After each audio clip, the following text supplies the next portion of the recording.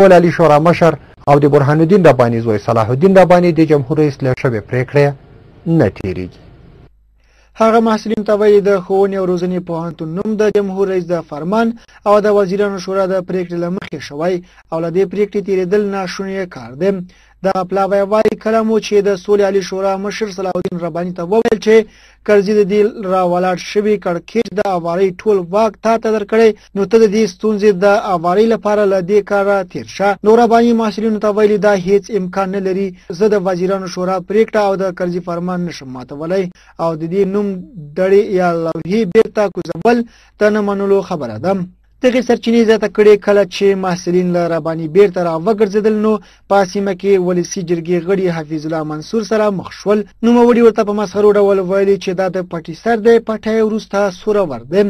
معترض محصلین زیاتوي چې منصور زیاته کړه دا خو لا وړه خبره ده ډېر نور کارونه به هم وشي. تاسو د دې وړې لوحې پر سر دومره غبرګون ښیي هغه وخت به څه کوئ؟ تاسو خو به په دې ډول کارونو ټول افغانستان وران کړئ. معترض محصلین وایي د سولې عالي شورا په رمزي ډول په ارګ تور ولګاو چې په وینا یو شمېر چارواکي نه غواړي د ښوونې او روزنې پوهنتون ته برهان الدین رباني پوهنتون په نوم بدل شي. صلاح الدین رباني معترض محصلینو ته ویلي په دې اړه به خپله غوڅه پرېکړه له کرزي سره تر لیدنې وروسته اعلان کړي. دا په داسې حال کې ده چې تېر ماښام دغو محصلینو یوې رسنۍ ته ویلي و چې کرزي ورته ډاډ ورکړی چې که صلاح الدین رباني دغه پرېکړه ونه مني د حل یوه بله لاره به ولټوي. خو اوس چې ښکاره شوه چې هغه هم دا خبره نه مني نو نه ښکاري چې د کرزي به وروستی اقدام څپي. کرزي پرون محصلینو ته په خپلو خبرو کې دا هم ویلي و چې د ښوونې او روزنې پوهنتون نوم بدلول مې ستره تېروتنه وه. معترض محصلین وایي تر هغې چې دغه نوم دړه یا لوحه نه وي کوزه شوي خپلو اعتراضونو ته به دوام ورکړي. دې خوا محصلین له خپلې پرېکړې نه تېرېږي او هغې خوا جمهور رئیس په پاڼ او پړانګ کې پاتې دی. ناټو چارواکي او د دفاع وزیران د افغانستان پر حالاتو سلا مشوره کوي. د امریکا متحده ایالاتو د دفاع چارو وزیر لون پنیټا د ناټو مرکز بروکسل ته ځي چې د ناټو له غړو هیوادونو سره د افغانستان پر حالاتو خبرې وکړي.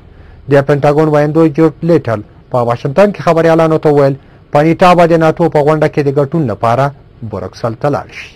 په دې غونډه کې به د متحده ایالاتو د دفاع وزیر له خپلو اروپایي ملاتړو سره سلا مشورې وکړي.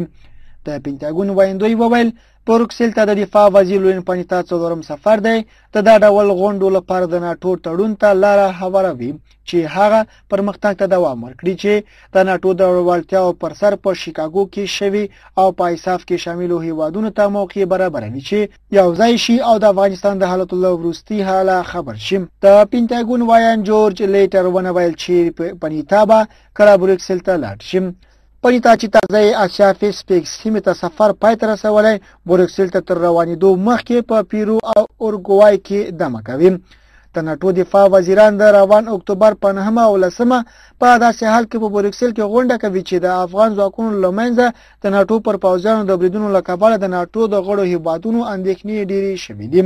سږکال د افغان ځواکونو له لوري د ناټو پر پوځیانو تر 150 ډېر بریدونه شوي چې په پایله کې شاوخوا 55 بهرني پوځیان وژل شوي دي. د ناټو پوځیانو د افغان ځواکونو له منځه پر خپلو ځواکونو د بریدونو د ډېرېدو په وجه ګډ عملیات پای ته رسولي وو خو وروسته بیرته له افغان ملي پولیسو او ملي اردو سره ګډ عملیات پیل کړل. له پاکستاني چارواکو سره د سولې د شورا په خبرو کې جدي پرمختګ هیله. پاکستان ته تلونکي افغان پلاوی به د طالب بندیانو د خلاصون او خبرو ته د طالبانو د حاضرولو په اړه یو لړ وړاندیزونه پاکستاني چارواکو ته ورکړي دي. د سولې عالي شورا په زغرده وایي چې پاکستان ته د دې شورا د پلاوی تر سفر مخکې د دواړو خواو ترمنځ د خبرو اترو د پرمختګ او بریا په اړه ډاډ ترلاسه شوی دی. د سولې د عالي شورا غړي عبدالحکیم مجاهد پرون رسنیو ته وویل چې پاکستان تر سفر مخکې د دواړو خواو ترمنځ پر یو لړ مسایلو هوکړه شوې ده. په همدې حال کې پاکستاني رسنیو د جمعې په ورځ د دغه هیواد د بهرنیو چارو وزارت د سرچینو له قوله وویل پاکستان ته د افغانستان د سولې د عالي شورا د پلاوي د سفر او خبرو په پایله کې د مهم پرمختګ تمه کیږي. افغانستان هیله لري چې پاکستان به د وسلوال طالبانو مشران سولې او پخلاینې ته حاضر کړي. افغان او د متحده ایالاتو چارواکي وایي چې د طالبانو مشران په پښتونخوا کوټه او وزیرستان کې اوسي. پاکستان چارواکي وایي چې په اسلام آباد کې د افغانستان د سولې د عالی شورا د پلاوي او پاکستاني چارواکو په خبرو کې د مهم مثبت پرمختګ تمه لري او د اختلافاتو د پای ته رسولو لپاره پر نوو وړاندیزونو خبرې وشي. پاکستاني رسنۍ دغه هیواد د بهرنیو چارو وزارت د سرچینو په قول وویل یو وړاندیز به په پاکستان کې د ځینو بندي طالب مشرانو د خلاصون په اړه وي څو د افغانستان د سولې عالی شورا په دې توګه له هغوی سره خبرې وکړي شي. د پاک تریبیون ورځپاڼې د راپور له مخې په اسلام آباد کې یو لویدیځ ډیپلوماټ په دغه ښار کې د یو جګپوړي افغان ډیپلوماټ په قول وویل چې اسلام آباد تیار دی چې د کابل د غوښتنه یعنی د یو شمېر طالب مشرانو خوشي کول ومني. خو د پاکستان د بهرنیو چارو وزارت مقاماتو په دې هکله چې پاکستان د طالب مشرانو د خوشي کولو په اړه افغانستان ته ډاډ ورکړی بې خبري څرګنده کړه. د ورځپاڼې له مخې پاکستاني مشرانو سره به د صلاح الدین رباني په کتنه کې د طالبانو او د سولې د عالی شورا ترمنځ د پخلاینې د خبرو د لارې په برابرولو کې د پاکستان د احتمالي رول په هکله هم نوي وړاندیزونه وشي.